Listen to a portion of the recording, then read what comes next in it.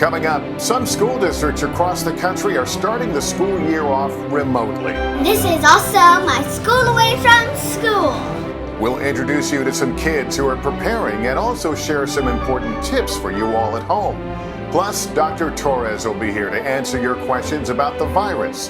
Then we'll take you to this boot camp in Texas. It's doing more than just giving kids a chance to exercise. We'll explain. And history is made.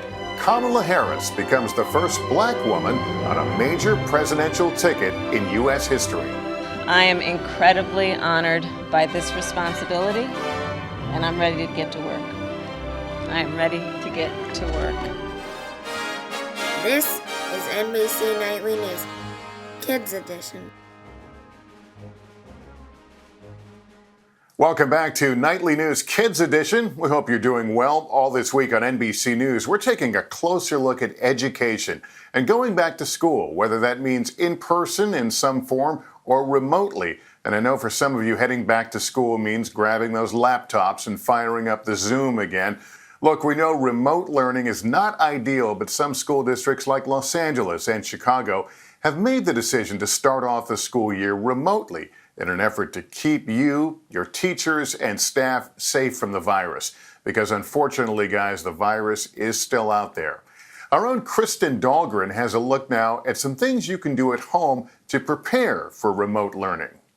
This is the dining room where we turned it into a school station.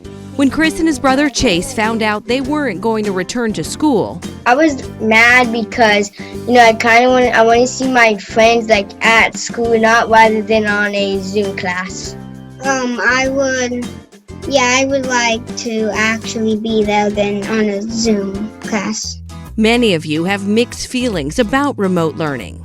When I heard that we weren't going back to school, like in person, I was sad. But I'm excited that I still get to see my new friends and teachers. We get it. You miss your friends, your teachers, the playground, and more. But in an effort to keep everyone safe, remote learning is here to stay in many places for now. Los Angeles, home of the second largest school district in the country, was among the first to decide not to bring students back to the classroom this fall. What do you want to say to kids about? They turn on the TV. They know there's arguments going back and forth about should they be in school, should they not be in school. How would you break it down for them, what's happening? First and foremost, we want to keep them safe. We understand being in school with your friends, the teacher, your classmates, the walk to school, the lunchtime, all that comes with being in school is an important part of your foundation. At the same time, it's a different way to learn, a new opportunity to learn, take advantage of it, and this will be passed soon enough. When schools closed in March, Los Angeles Unified School District provided a laptop and internet access to every child who needed them. This is also my school away from school. Meet third grader Lily Martinez. She's ready for the new school year. Virtually. That's how I'm preparing. I'm preparing virtually. The 8-year-old is a pro when it comes to Zoom. For example, the mute button. Some kids have trouble muting. They're like, oh no, where is it? I can't find the mute button. So I would say, okay, so take your mouse, go down to the bottom left corner, and clicking on this microphone that says mute underneath. Sit up straight, raise your hand when you have a question for the teacher. And she says before school, it's always a good idea to include the following in your morning routine. Get dressed, breakfast, and brushing your hair and teeth is also a good touch. Another good touch, experts say, make a list during the school day. And that's a great way to keep track. I write down lists all the time in my notebook. In our family, we have a whiteboard. I have ADHD and I get distracted really easily.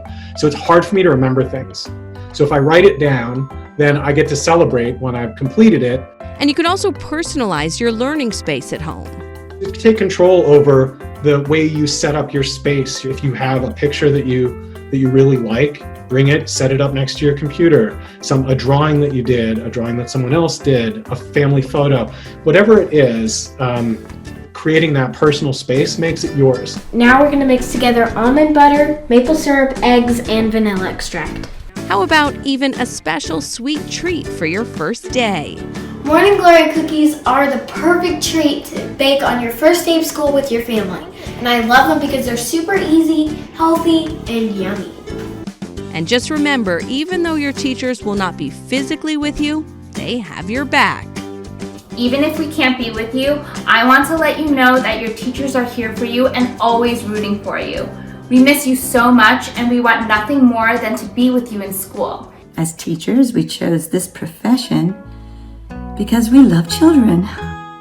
And that's you guys. We love you. We love teaching you. We love everything about you. Your quirkiness, your your punny jokes, just your ways of being are just wonderful to be around. And we love children. We want you to succeed. That's what we want most of all, is for you to succeed. And that's not going to change because we're not in a physical classroom. Never forget, we're in this together. We're in this with you.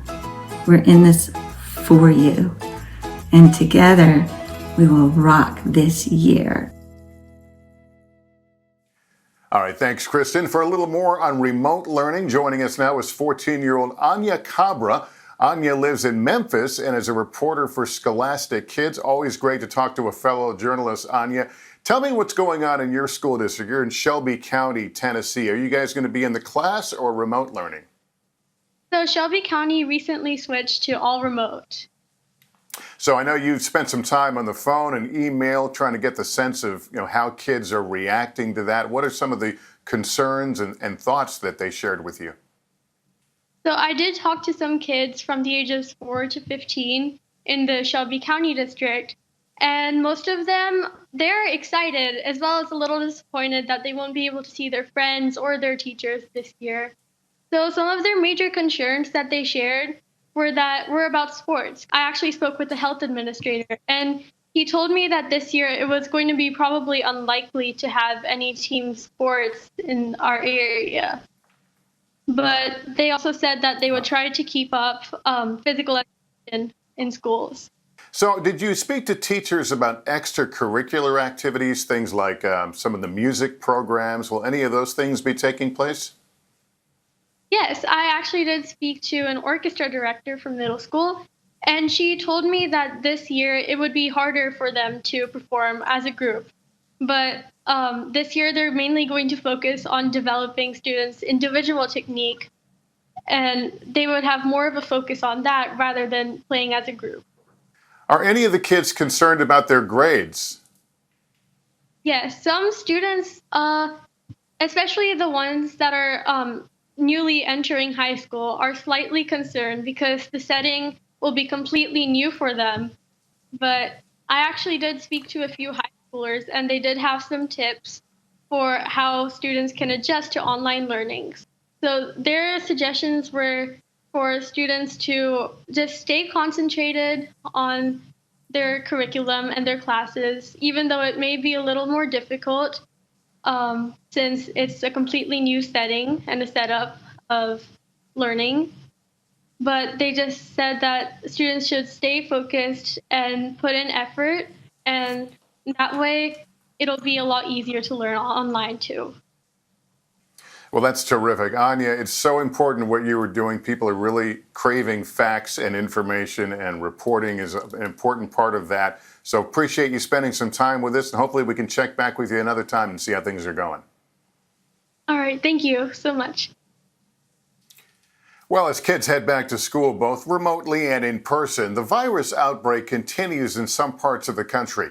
Here to answer your questions is Dr. John Torres. Dr. John, our first question comes from North Carolina. Hi, Mr. Holt. My name is Adelaide. I live in Cairo, North Carolina. My question is, when are the playgrounds going to open? Bye-bye. Good question. And Dr. John, I've seen a playground here in my neighborhood and there's no kids on it, and it bothers me. When will they open? And I tell you, kids really want to get to the playgrounds. Heck, as adults, we want to get outside and play as well. And in some areas, the playgrounds have started to open up. In other areas, they're starting to think about when they can open up. But one of the important points is to make sure that the coronavirus cases in your community, in your neighborhood, are low, and then the playgrounds might open up at that point. But when it comes to playgrounds, there are some things to think about. There's good parts to being out in a playground. Number one, fresh air, which means the virus can't focus as much on the people that are there. And number two, a lot of space. And so you can get 6 feet away from other people. You can do that social distancing. On the not quite as good side, there are a lot more people there, which means your chances of getting it from somebody else are higher. On top of that, they're touching a lot of surfaces, the slide, the swing, all the different surfaces. If you touch them and get coronavirus on your hands and then touch your face, you might get it in your body that way. And that's why it's important to remember the 3 W's. Number one, always wear a mask when you're out there. Number two, make sure you watch that social distancing. And number 3, wash your hands. On a side note, bathrooms at playgrounds may or may not be open, so you need to be prepared for that. If they're open and you use a bathroom, make sure you clean your hands before you go in and make sure you clean them again once you come out. All right, our next question, Doctor, comes from Jordan. Hi, Lester Holt.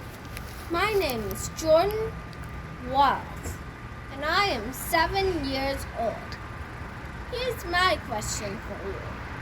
How do people who make masks stay safe? Well, that's an interesting one. What about it, Dr. John? You're right. It's a very interesting question because people have to make these masks. How do they keep themselves safe? You know, whether they're making the kind of masks we use in the hospital, the N95 masks or the surgical masks you see a lot of people wearing, or even the masks that they look like the ones we make at home, but they actually make these in a factory, they need to stay safe as well. So they're doing the same things that we do to keep safe. They're wearing masks while they're at work. They're making sure they stay 6 feet away from everybody else. They wash their hands a lot, especially before they take their masks off, so they don't touch their face with any hands that might be contaminated. And then they don't hang out in big groups, whether they're at lunch or at the end of the day. They make sure they just go ahead and go home to keep themselves, their community, and all their friends safe as well. All right, Dr. John, thanks as always. And kids, thanks for your questions. We turn now to the presidential election. And kids, even though you're not old enough to vote right now, that doesn't mean you can't be involved. History was made this week when presidential candidate and former Vice President Joe Biden picked Senator Kamala Harris as his running mate. Did you know Kamala Harris is the first black woman on a presidential ticket in American history? The 55-year-old is from California and is the daughter of immigrants, a Jamaican father and an Indian mother. In her autobiography, Kamala writes that her mother encouraged her and her sister to embrace their biracial heritage. And kids, just a reminder, the main role of a vice president is to step in if something happens to the president. And of course, they can also be advisors to the president. Joe Biden and Kamala Harris appeared together on Wednesday for the first time since Senator Harris joined the ticket. My fellow Americans, now let me introduce to you, for the first time, your next Vice President of the United States, Kamala Harris. I am incredibly honored by this responsibility, and I'm ready to get to work. I am ready to get to work. And you know, my mother and father, they came from opposite sides of the world to arrive in America. One from India and the other from Jamaica, in search of a world-class education. But what brought them together was the civil rights movement of the 1960s. And that's how they met, as students in the streets of Oakland, marching and shouting for this thing called justice, in a struggle that continues today. And I was part of it. My parents would bring me to protests strapped tightly in my stroller. And my mother, Shamala, raised my sister Maya and me to believe that it was up to us and every generation of Americans to keep on marching. She'd tell us, don't sit around and complain about things, do something. So I did something. I devoted my life to making real the words carved in the United States Supreme Court, equal justice under law. Joe Biden and Kamala Harris are running against President Trump and Vice President Mike Pence. They will be on the ballot in November. Finally, we want to bring you an inspiring story out of Texas about a young girl who decided to run with an idea after the game plan for team sports changed due to the pandemic. Here's Natalie Morales. These kids are making great strides and bringing the community together. I love it because, it's fun because I get to see all my friends. And it's all thanks to Caroline Carey. The 8-year-old has been leading weekly workout classes in her Dallas neighborhood. With sports clubs and camps canceled, Caroline had a slam dunk idea. You need to get your body grooving, and it's fun to exercise a lot. Every Saturday, kids start their morning off with the Sea Dogs Front Yard Boot Camp. Okay, so we start off with 2 laps. You got it! Then we do the circle stretches. Then we do burpees and donkey kicks and frog jumps and a lot of other stuff. The class is about more than just staying fit, but doing good too. Caroline is donating the sign-up fees to the Association for Frontotemporal Degeneration in honor of her grandmother. 2 laps around this yard. A total touchdown. Thanks, Natalie, and great job, Caroline. That's going to do it for us. Thanks for watching, everybody. And parents, just a reminder, if your child has a question, send a video to us at nightlynewskids@nbcuni.com. We'll see you here next time. And remember, take care of yourself and each other.